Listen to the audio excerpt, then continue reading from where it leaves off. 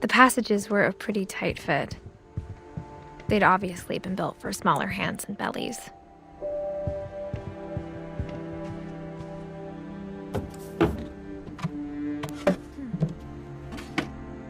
Growing up, I always thought of Barbara as a child star.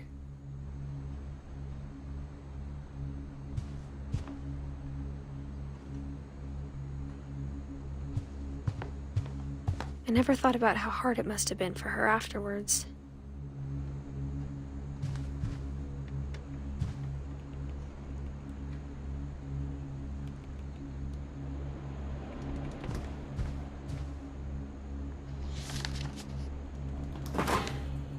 Of all the stories people wrote about Barbara's death, I'm surprised Edie saved this one.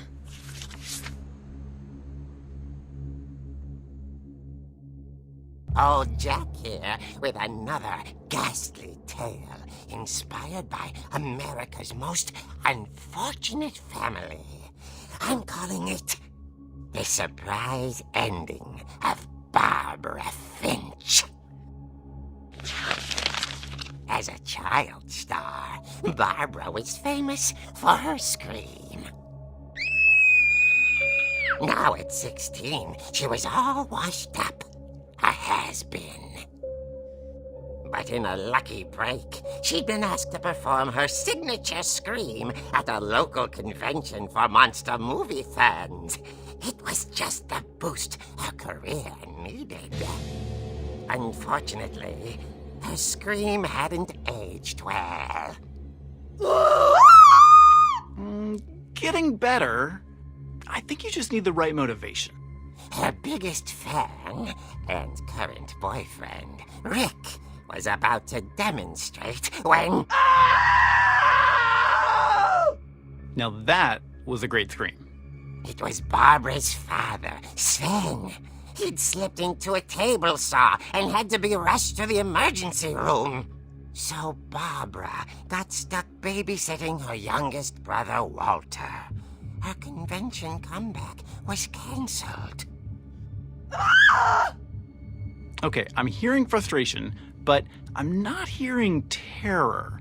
What if I tried... A gang of hoodlums in Halloween masks have been terrorizing Orcas Island tonight. Police are urging residents to... That came from the basement. You're right! Also, I loved your delivery on that. Why is your basement door locked? Because my dad likes making puzzles and secret passages. There's a key hidden in the music box. The secret is to keep winding and winding until finally the key pops out. Thanks, babe. I'll be back in a sec. 20 minutes later, Rick hadn't returned. So Barbara went to look for him, right on cue. She reached for the music box. And as she wound the key, she listened for Rick, but the house was silent.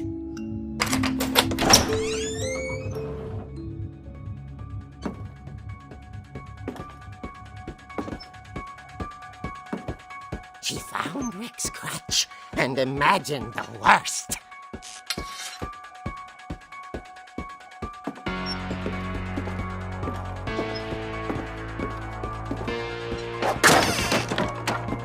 The gang's leader is the infamous Hookman killer, Dr. Carl Hamill, who impaled and then ate his family 10 years ago tonight.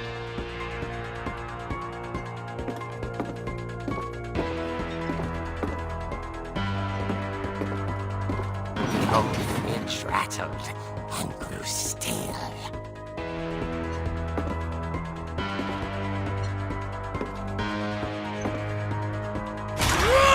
Oh dear! Oh! Rick? Barb, relax. I was just trying to scare you to help you find your scream. Well, I'm not scared, Rick. I'm furious. Then act furious. All I'm getting from you now is that you're hurt and confused and She threw him out, but she kept a little something to remember him by. Barb, have you seen my other crutch? And she was still holding it when she fell asleep watching the late picture show. Hours later... Barbara! Walter, what's going on up there? Ah! Okay, I'm coming up, but if this is a trick, you're dead, Walter.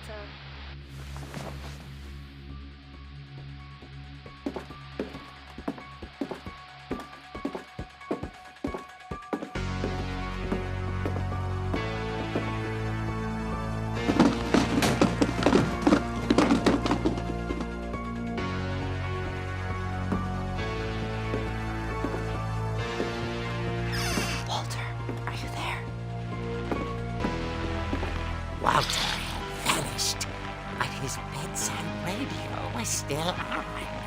Orcas Island police describe the man as 6 feet tall, with a steel hook for a hand. Residents are urged to lock all doors and windows and notify the police of any suspicious activity.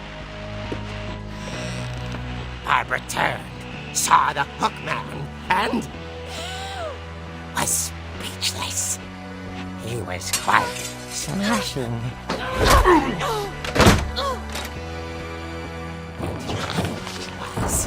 He couldn't get enough of Barbara. Okay, Barbara, there's gotta be another way out of here.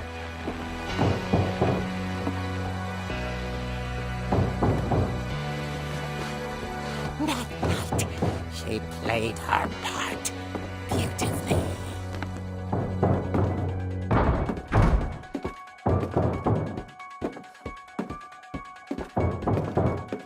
She thought about abandoning Walter, but just couldn't do it. Molly's door hadn't been opened in years. The hinges groaned.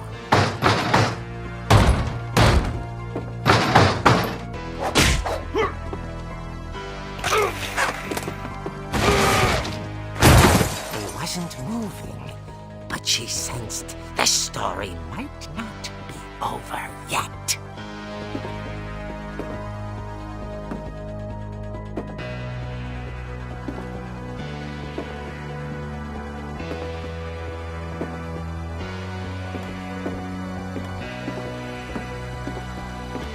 The hookman had vanished.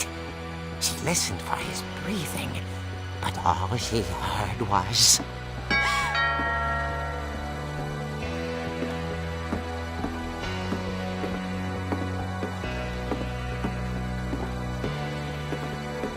At the door, she heard whispering. It was coming from inside the house.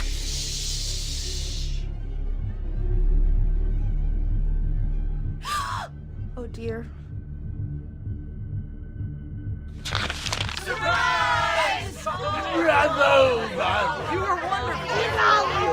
monsters had come to surprise her. For Barbara, it was a dream come true.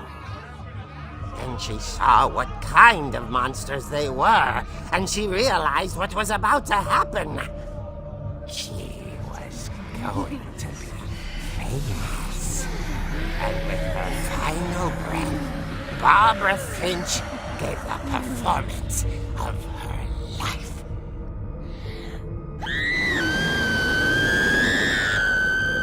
I wasn't there myself, but I hear Barbara was magnificent. Poor girl. She had a taste for stardom. But unfortunately, so did her fans. Of course, the police blamed it all on poor Rick, who disappeared the same night. And little Walter? Hiding under his bed the whole time. He took it all pretty hard, but that's another story. As for Barbara, tucked inside the music box is all they ever found of her. Her ear. Now that's what I call a real eerie tale.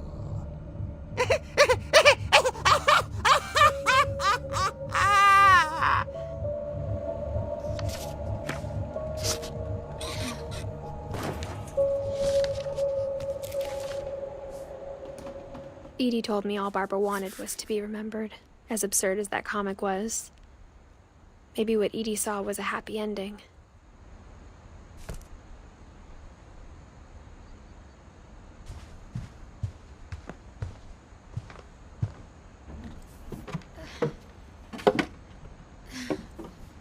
I guess now I know why Mom didn't like me playing with the music box.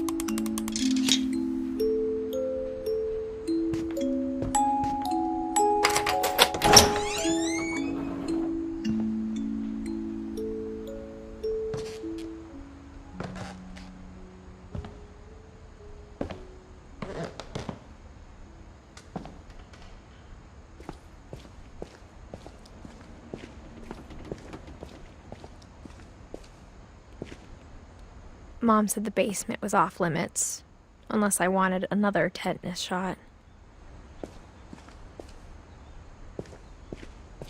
I saw Edie sneak down to the basement once, carrying packages.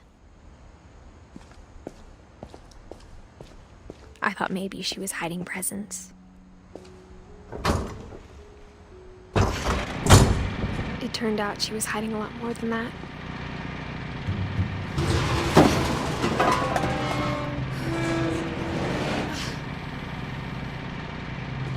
I remember asking Mom once about where Walter had gone. She said after Barbara died, he got as far away as he could. If there's a pattern in all these stories, I think it's that none of us has gotten very far.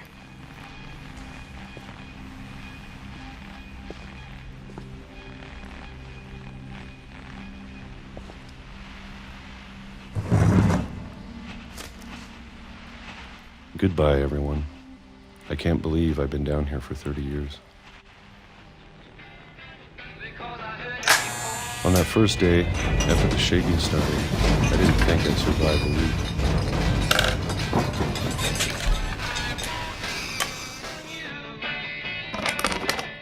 But after a few days, I settled into a routine. That's what kept me sane. Having a schedule, living for today. I always expected to be dead tomorrow. But if you wait long enough, you get used to anything.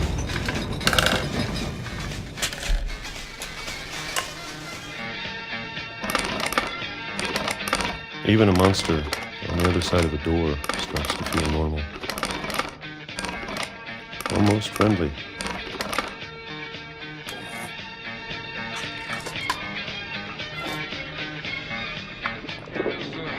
And then one day, everything just stopped. Whatever that thing was, it was gone. Maybe it got tired of waiting. Or maybe I just got tired of being afraid.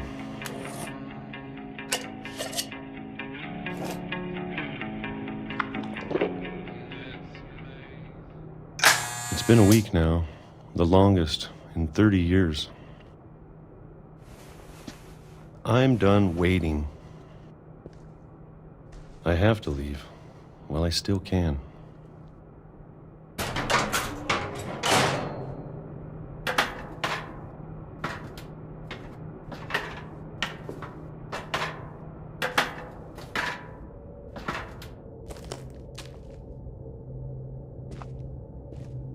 I know it's out there somewhere. Whatever killed Barbara and Molly and Calvin Maybe this is all a mistake. But I need to stop living the same day, even if it kills me.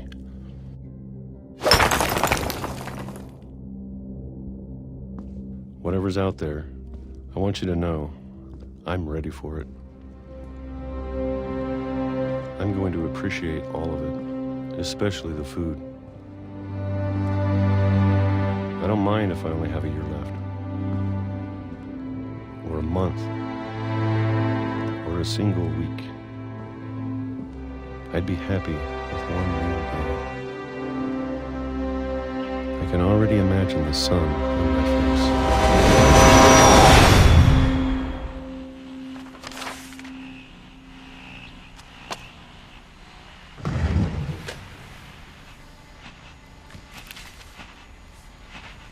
Walter died when I was 6. I can't believe my mom never told me he was down here.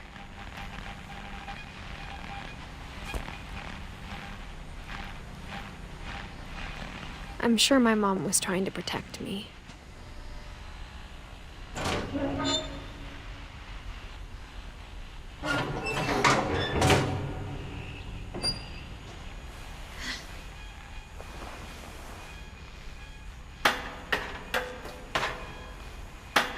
Maybe she was afraid I'd end up like Walter. But if she never told me about an uncle under the house, I can only imagine what else she was hiding.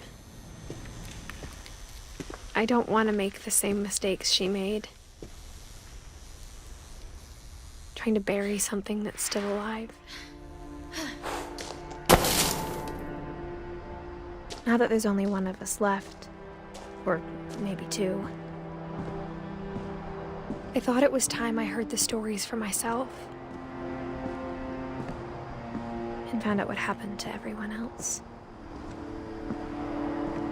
But now I'm worried the stories themselves might be the problem. Maybe we believed so much in a family curse, we made it real.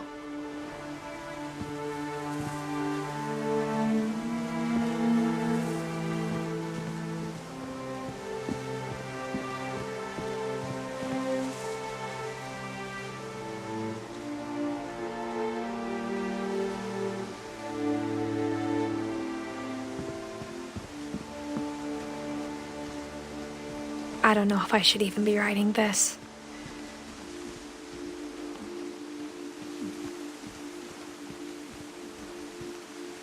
Maybe it'd be better if all this just died with me.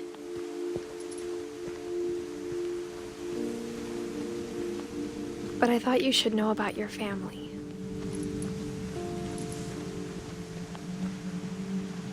And the history you're a part of.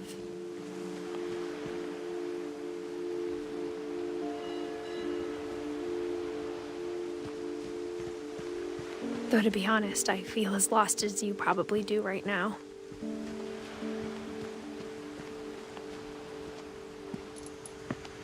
I think the people in these stories believed them, for what that's worth.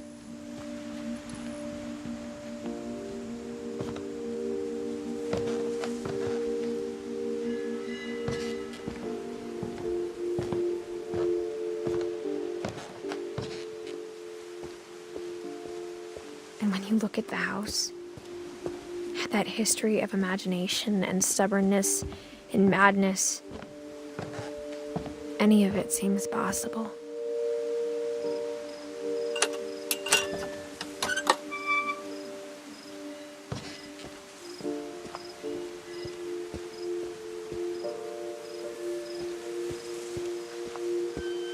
I think we've been surrounded by death for so long, we've just gotten used to it. What kind of family finishes building a cemetery before starting the house?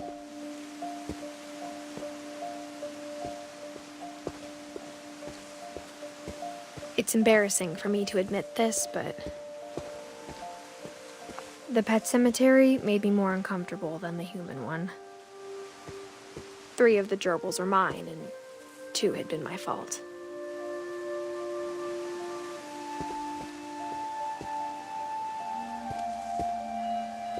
Sven built the house, but it was Edie who designed the cemetery.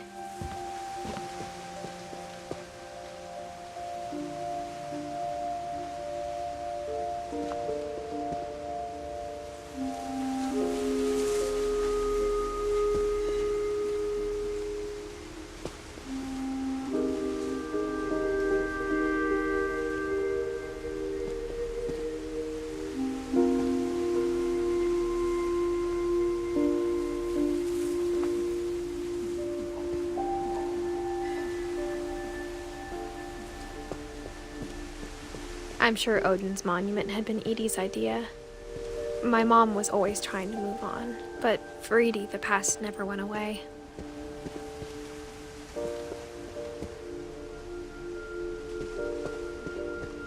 She could see it poking out of the water at low tide.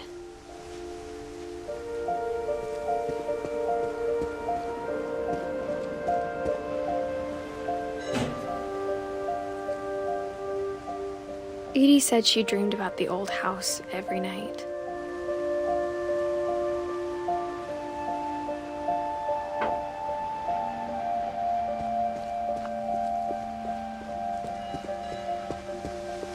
Edie's side was always easier for me to understand. But the older I get, the more I can see where my mom was coming from. Her dad had been pretty strict, but it wasn't enough to save her brothers. She was just trying to do better.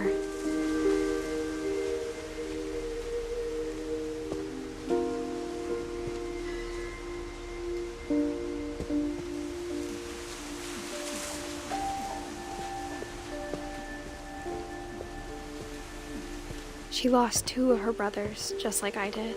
I get why she tried so hard to protect us. We never found Milton's body, so my mom insisted we were putting up a monument, not a tombstone.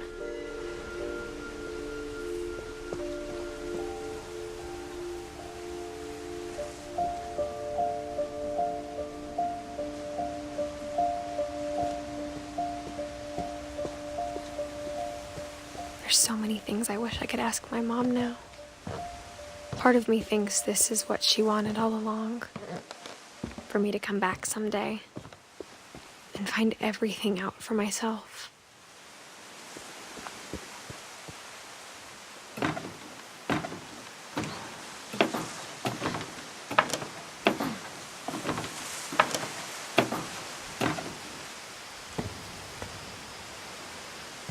But looking back on it now,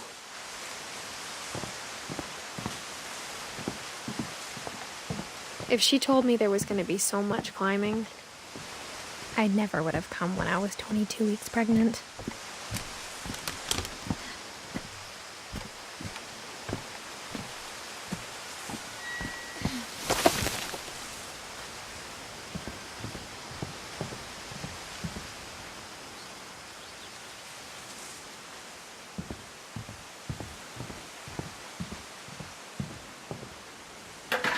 I never met Grandpa Sam, but I think he and my mom had a lot in common.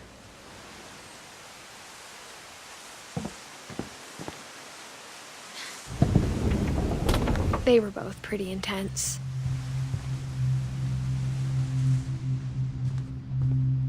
Instead of hiding from death, Sam seemed to go out of his way to meet it.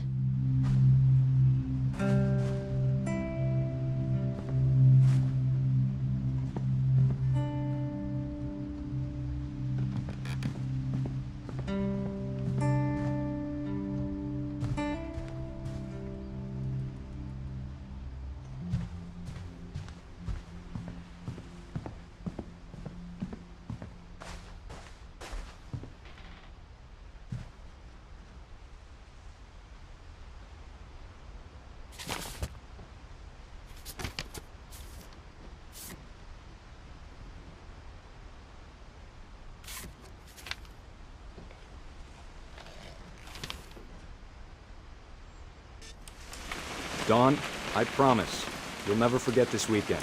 Yes, sir. These memories are gonna last a lifetime. Hmm? Perfect. Am I gonna have to shoot anything? It's gonna rain the whole weekend, isn't it? I will never forget this weekend, Dad. That's the spirit. Okay, got it. I'm gonna take some pictures, okay? Just be careful. That camera's older than you are.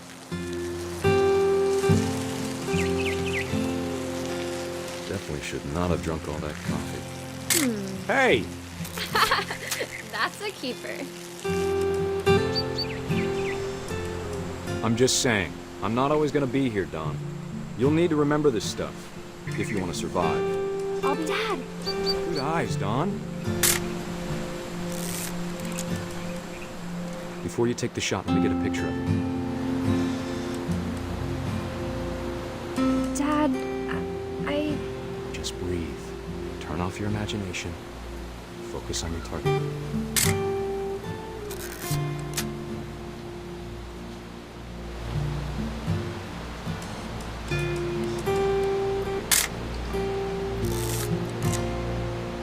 Let me get behind you.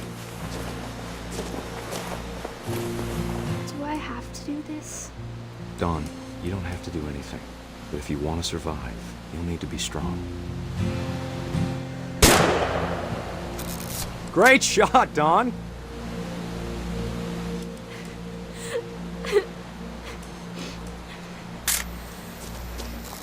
I'm proud of you, Don. Always remember that, okay?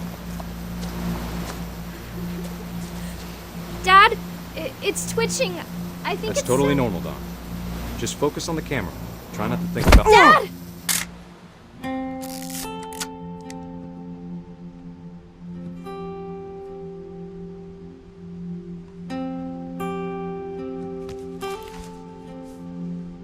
Of all these stories, that's the one I wish most that my mom had told me.